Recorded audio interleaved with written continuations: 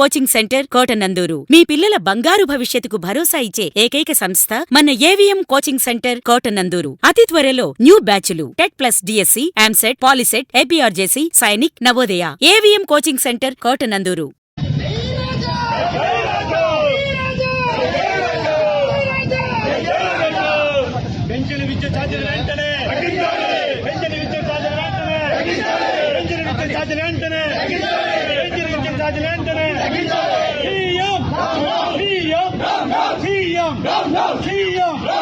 ఇదే మీ రాజ్యం, ఇదే మీ రాజ్యం, ఇదే మీ రాజ్యం,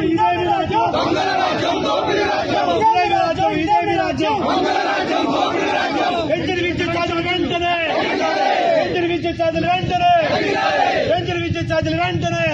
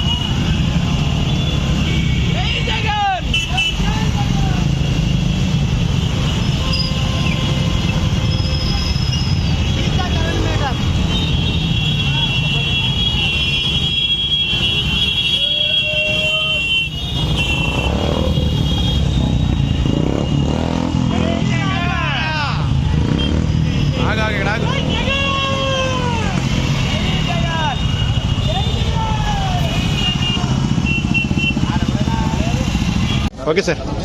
సూపర్ 6 పేరుతో బూటక హామీలు ఇచ్చి కూటమి ప్రభుత్వం అధికారం చేపట్టి 6 నెలలు అవుతుంది. ఎన్నికల ముందు ప్రెసిడెంట్ ముఖ్యమంత్రి చంద్రబాబు నాయుడు గారు టెక్నాలజీని ఉపయోగించి అవసరమైతే కరెంటు ఛార్జీలు తగ్గిస్తాను కానీ ఎట్టి పరిస్థితుల్లోనే కరెంటు ఛార్జీలు పెంచేది లేదని చెప్పేసి వచ్చి 6 నెలలు కాకుండానే సుమారు 15,000 కోట్ల రూపాయలు సర్దుబాటు ఛార్జీల కింద ప్రజలపై భారం మోపడం ప్రజలకు తీవ్ర అన్యాయం చేయడం. ఎందుకంటే ఒక్క హామీ అమలు చేయలేదు.